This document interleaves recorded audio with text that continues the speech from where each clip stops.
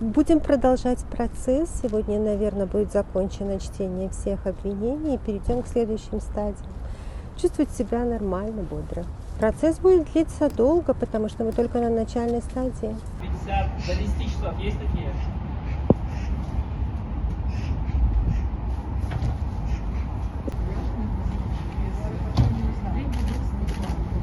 Мне сегодня хотелось бы поприсутствовать, узнать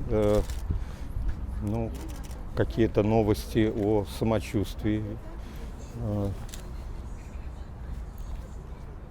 Ну и встретиться, конечно, со своими друзьями. Вот.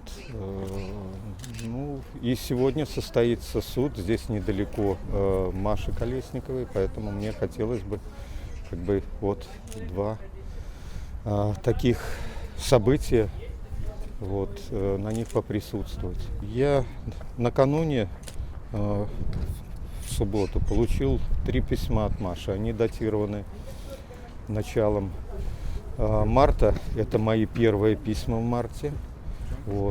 Маша чувствует себя неплохо. Она описывает, что много занимается самообразованием, изучает экономику, читает книги на английском, немецком языках. Она говорит, что у нее раньше не хватало на это времени, а теперь она старается повышать свой, как говорится, уровень. Кроме этого, у нее состоялись уже встречи с новым адвокатом.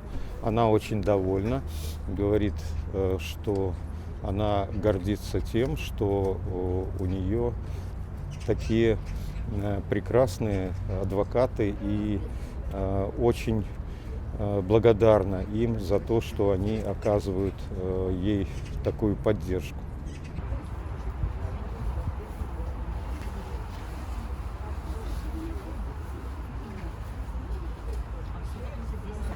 Те, кто на Верховный суд, заседание началось, больше людей не запускает. Те, кто в обычной канцелярии, либо по другим делам, заходим по одному. Посидим там, даже перерыв можно зайти.